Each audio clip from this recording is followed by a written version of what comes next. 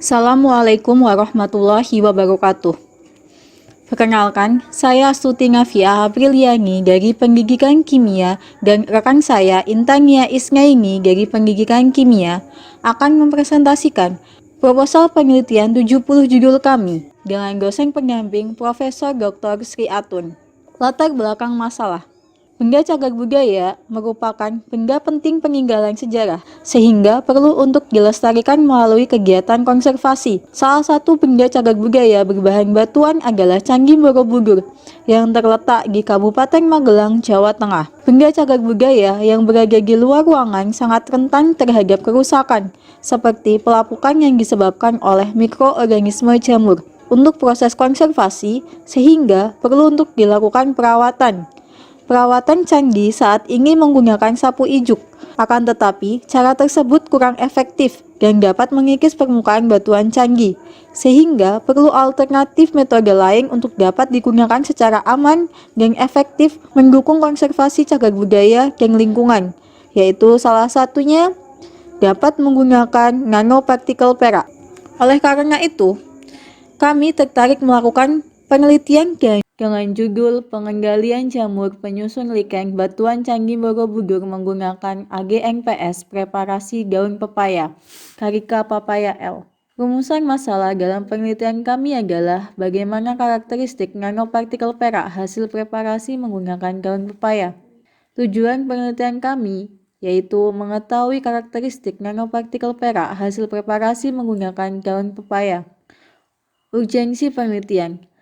Cagar budaya berbahan batuan andesit, salah satunya Candi Borobudur, merupakan candi budaya terbesar di dunia yang masuk dalam daftar World Heritage List oleh UNESCO. Preparasi nanopartikel perak AGNPS daun pepaya dapat mengendalikan jamur penyusun lichen pada batuan candi. Selain itu, bahan aktif nanopartikel ini diharapkan dapat dimanfaatkan sebagai bahan untuk konservasi candi-candi di Indonesia. Luaran penelitian adalah dalam program ini yaitu berupa artikel ilmiah nasional mengenai aktivitas senyawa nanopartikel AGNPS preparasi daun pepaya sebagai upaya pengendalian jamur pembentuk lichen pada batuan Candi Borobudur.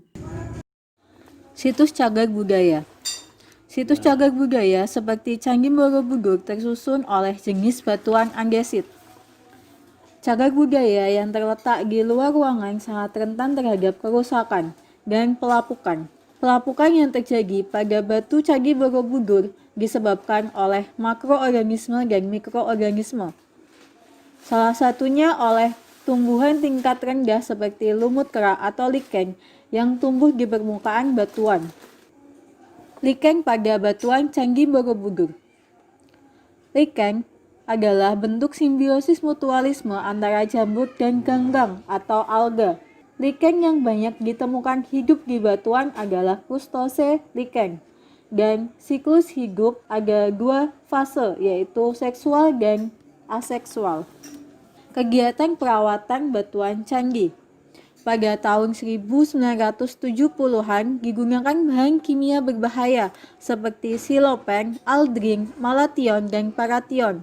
Kemudian, sampai kisaran tahun 2000-an, bahan kimia tersebut digantikan dengan HIFAR X.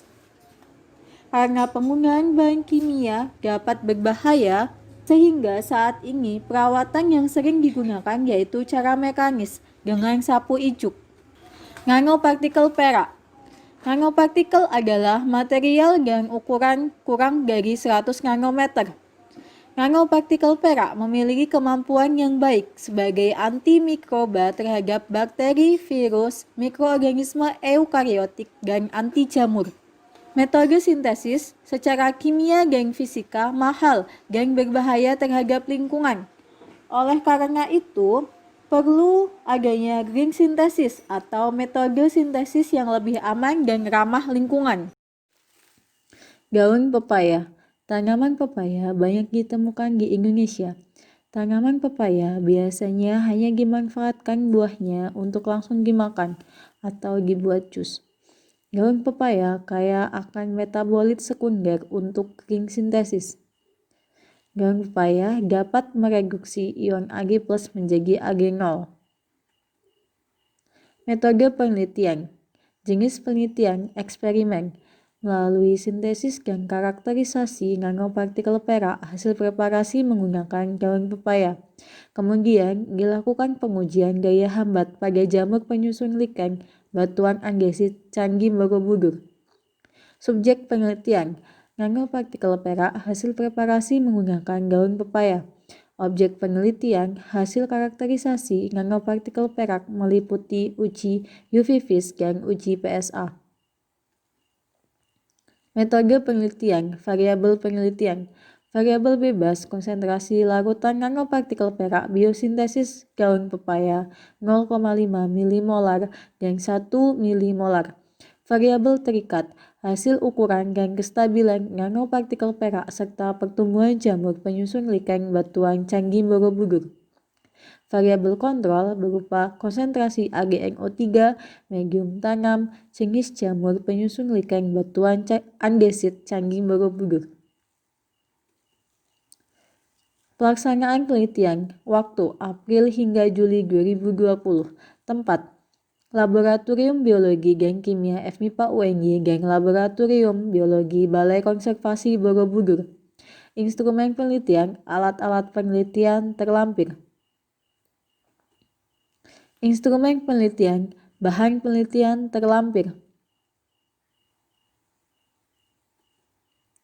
Prosedur penelitian. Pertama, pembuatan larutan AgNO3 dengan mengimbang 0,0017 gram padatan AgNO3. Kemudian dilarutkan menggunakan aqua bigas dalam labu ukur 1 liter. Kemudian campuran dihomogenkan. Kedua, ekstraksi daun pepaya. Mengimbang 20 gram daun pepaya yang sudah dibersihkan menggunakan aqua bigas. Setelah itu, daun pepaya digerus menggunakan mortar hingga halus dan dimasukkan dalam Erlenmeyer. Kemudian ditambahkan aqua bigas 100 ml dan rebus campuran pada suhu 70 hingga 80 derajat Celcius selama 15 menit. Hasil rebusan kemudian disaring menggunakan kertas saring Botman. Ketiga, sintesis nanopartikel perak menggunakan ekstrak daun pepaya. Sebanyak 5 ml ekstrak pepaya dimasukkan ke dalam gelas beker 100 ml. Kemudian ditambahkan 50 ml larutan AgNO3 1 molar dan dihomogenkan selama 10 menit agar bereaksi. Setelah itu, lakukan hal yang sama pada volume 10 ml ekstrak daun pepaya. Ditambahkan NaOH hingga mencapai pH 11 pada masing-masing larutan. Kemudian, selama 72 jam, larutan dipanaskan pada oven bersuhu 1000 derajat Celcius agar terbentuk nanopartikel perak. Koloid nanopartikel perak dikarakterisasi menggunakan spektrofotometer UV vis dan PSA.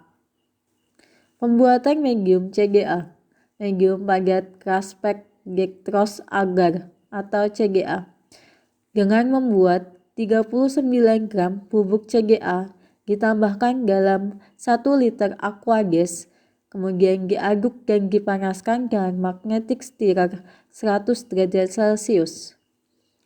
Kemudian ditambahkan chloramphenicol. Kemudian disterilisasi PGA dan autoklaf pada suhu 121 derajat Celcius. Setelah itu menuangkan 15 ml medium ke cawan Petri.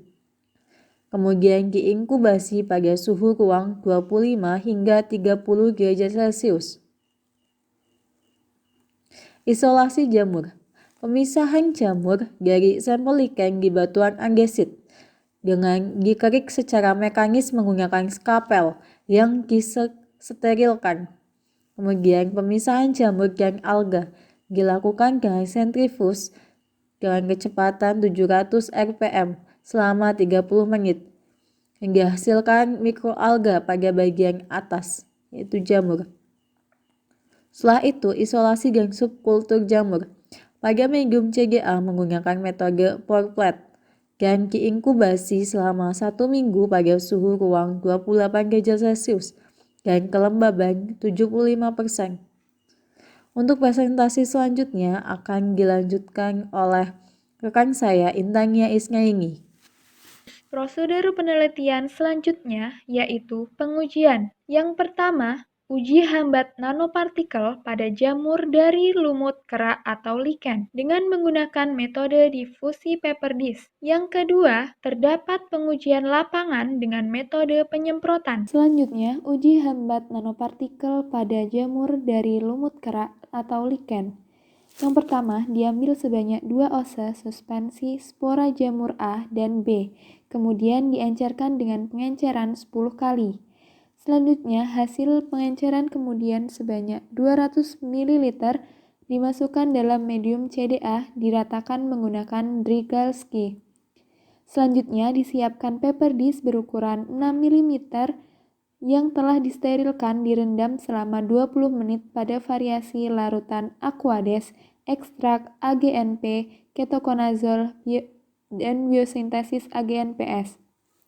AGNPS konsentrasi 100%, 90%, 80%, 70%, 60%, 50%, 40%, dan 30%.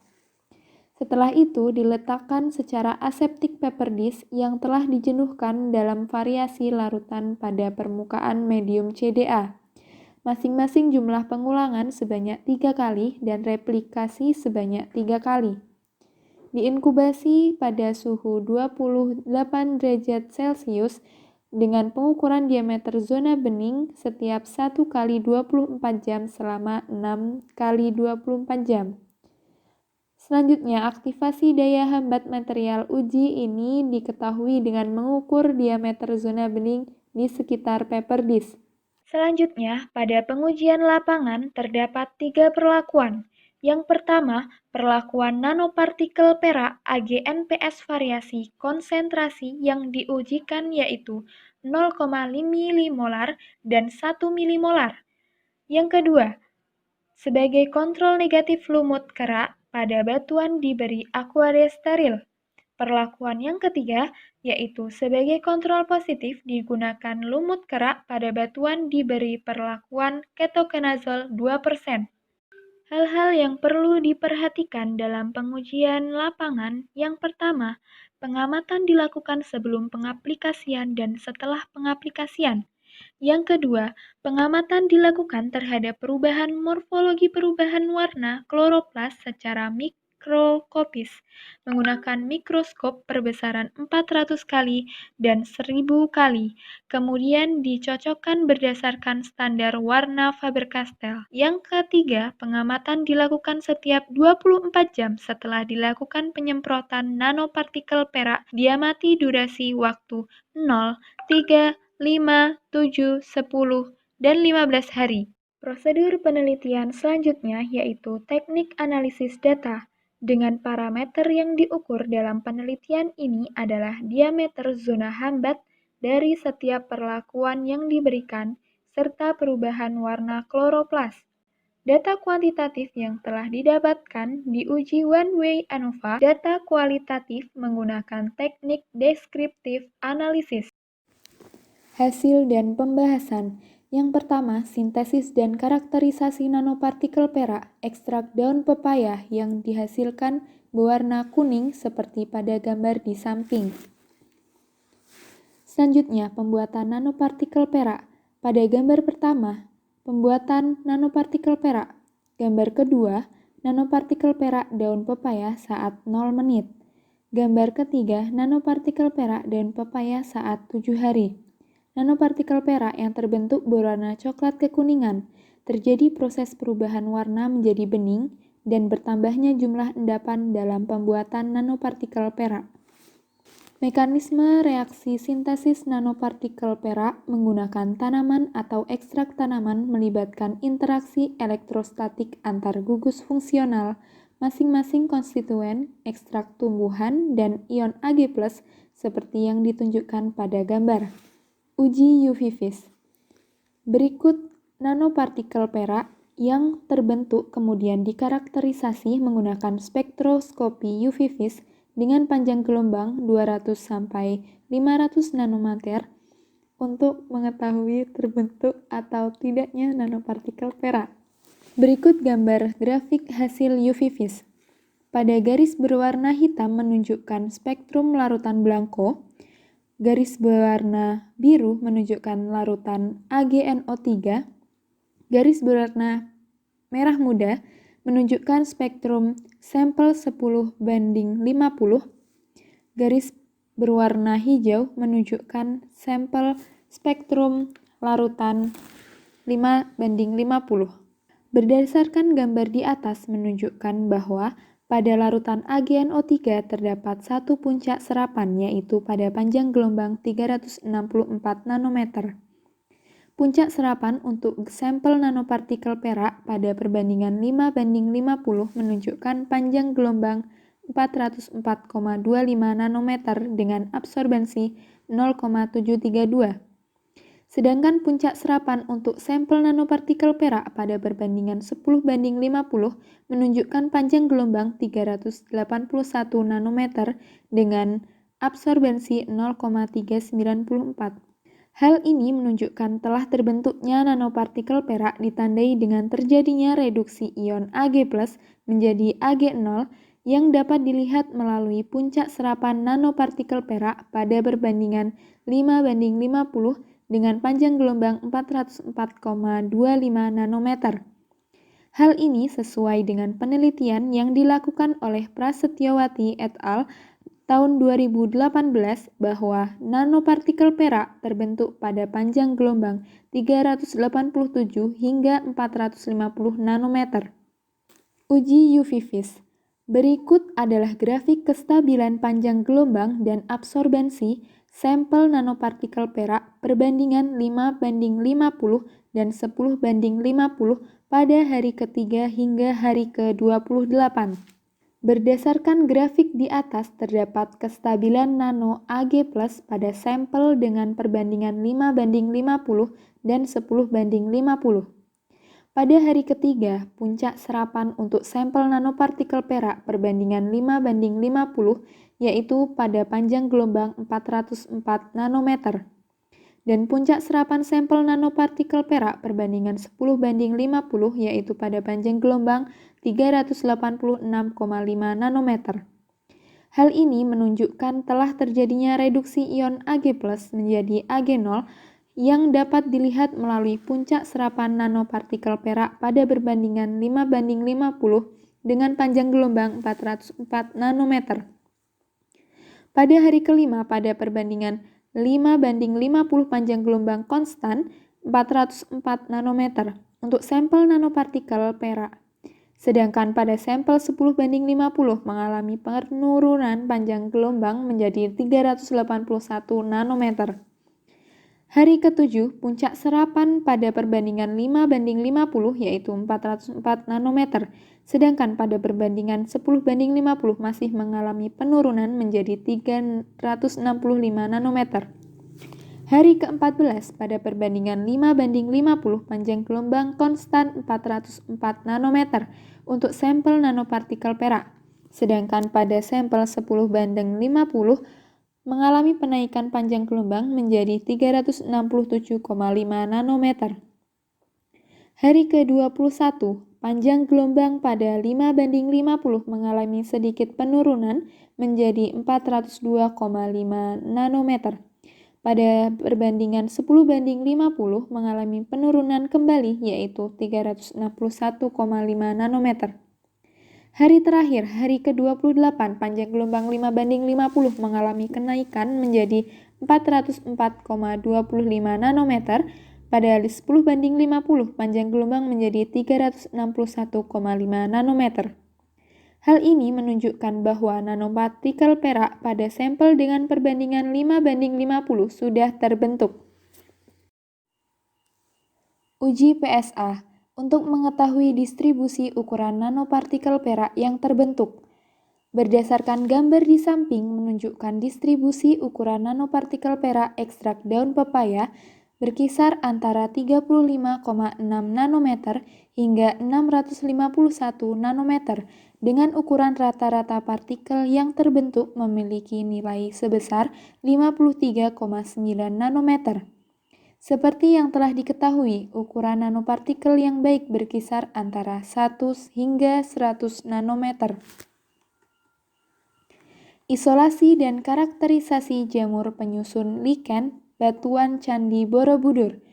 Yang pertama, pemisahan jamur lichen dari batuan andesit. Selanjutnya, pemisahan jamur lichen dan alga dengan sentrifuge. Selanjutnya, isolasi dan subkultur jamur pada medium CDA menggunakan metode pour plate. Aktivitas antifungi koloid biosintesis nanopartikel dengan kontrol positif ketoconazole 2%, kontrol negatif aquade steril, ekstrak pepaya, AGNP atau nanopartikel perak, konsentrasi nanopartikel perak biosintesis 30% hingga 100%. Pada gambar zona hambat uji anti jamur pada jamur isolat A terdapat pada gambar. Dengan data hasil pengukuran zona hambat biosintesis nanopartikel A yang terlampir. Grafik zona hambat jamur A. Berdasarkan data dari tabel hasil uji daya hambat koloid biosintesis nanopartikel menunjukkan bahwa aktivitas tertinggi penghambatan pada pertumbuhan jamur A dimiliki pada series variasi konsentrasi 90% dengan daya hambat sebesar 7,9 mm pada hari keempat. Sedangkan pada variasi 30% memiliki aktivitas antifungi yang terendah.